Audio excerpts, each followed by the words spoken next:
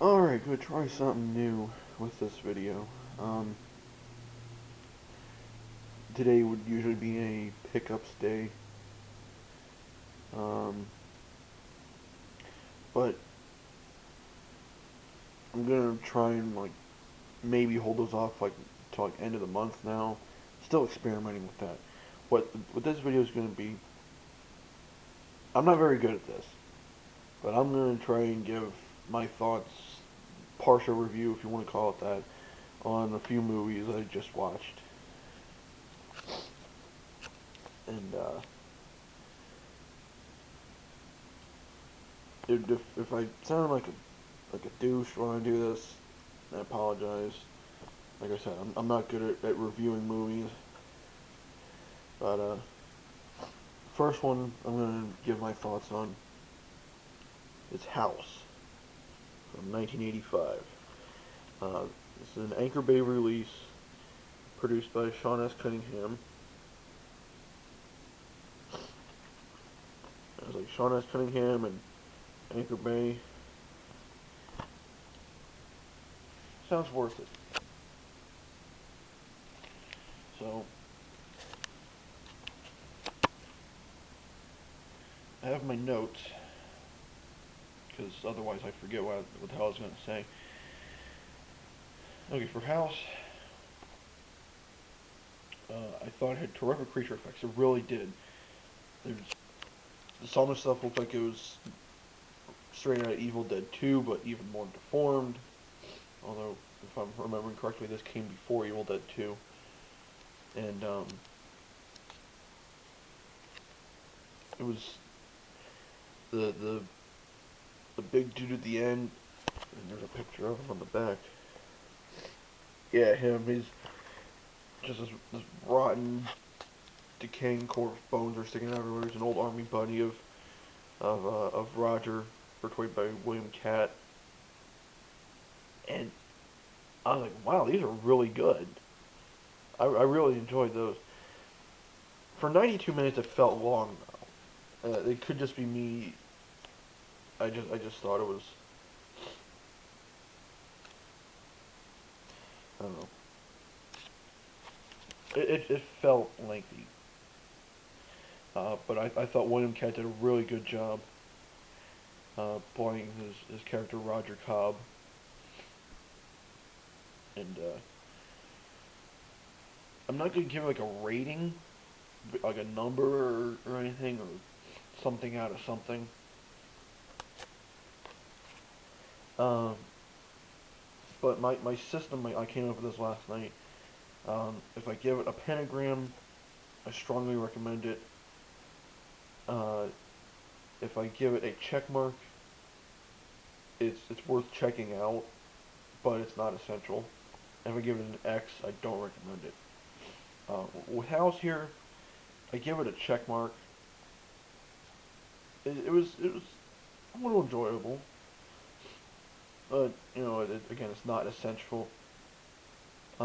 If you find it for the price I did, $6.99 or somewhere around there, I'd pick it up because you're not going to be regretting that you spent that money. Okay, next movie is The Midnight Meat Train,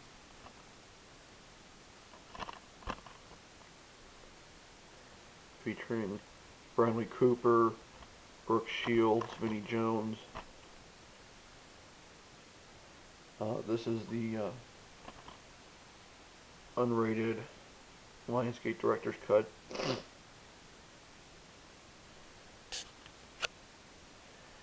And I really like this one. It was a very interesting story. I felt it was very gripping. Vinnie Jones, you see him right there. He plays by day he works at the meatpacking plant. He's a butcher, and by night, always at 2:06 a.m., he's riding the subway, the 14th and Beale subway, and uh, whoever is the last person on on the subway, they're gonna get butchered.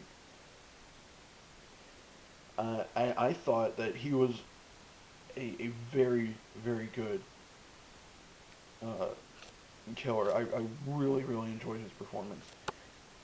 Like it's a bit hard to explain, but you feel it. You know, you just feel his presence, and you know when you see him stand up and he pulls out his giant meat cleaver. I'm sorry, not meat cleaver, tenderizer. Use the same cleaver. The tenderizer there. You know some shit's going down. Let's see. They didn't always use a a like a makeup effect for blood. There was some parts early on in the beginning, or shortly after the beginning, where there was obvious use, and I mean obvious use of CGI blood. It looked like something out of I want to say one of the early God of War games. And when he knocked the eye out of the one person's head, it was just you could tell it was fake. But to my recollection, they kept it to a minimum. So I'm just really picky with that. I would much rather have um, actual makeup effect, an actual gag, or a prosthetic appliance than CG. CG may be easier, but fucking it just looked like shit. You know? Would you? Let me ask you. Would you rather see something real or just digital? Um, oh wow, I'm wasting time here. For 100 minutes, I didn't think it felt very long, so it's easy to sit through. And I'm not gonna give away the end because I don't want to spoil anything for people who haven't seen this one yet. Um, I enjoyed it. I'd found this cheap, same price I found House for, and I was like, you know what? I'll check it out. I read reviews and they said that the movie was really good, but they said the ending just completely ruins it. I didn't think there was anything bad with the ending. I enjoyed it. I thought it was a good happening.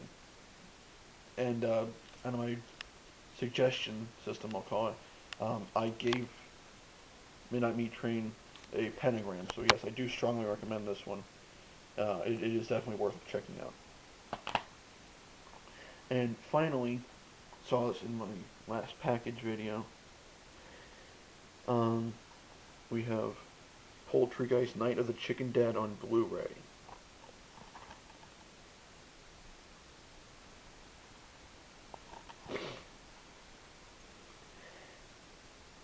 First thing I'm going to say, this movie is hilarious. It is just insanely hilarious, and it's a it's stupid. It's really stupid, but it's the funny stupid. The gore effects, fantastic, fantastic. And I like what they did with some of the kills. Like they take this one girl and put her face in the deli slicer and just slice her face off. Um, there's one guy and he's laying on the ground and two of the Indian chicken zombies, and that is exactly what they're called. That's probably not going to focus, but yes, it says Indian chicken zombies. Um, they they each grab a leg and they use this dude as a wishbone. Um, there's a dude they put his face in the deep fryer, and while he's bent over, They they pull the testicles out of his ball sack and then put those in the deep fryer and eat the deep fried balls. Um, this is packed with extras here. There's like 3 or 4 different commentaries with the movie. There's 4 deleted scenes, including an alternate ending. Um, there's another kill. There's another musical number. Yes, by the way, this is a splatter comedy musical. It's just adds to the stupidity of it. So yeah, plenty of extras worth checking out. Um, there's like a plus and minus here. It felt a bit long in the beginning. It's 103 minutes. It felt a bit long, but it got better. Um, I mean, it's from Trauma, so you're gonna have the cheesy acting, but it's Trauma, so it's to be expected. And this one, definitely a pentagram. Definitely get this movie. It is really worth checking out. That's a definite buy. Okay. I'm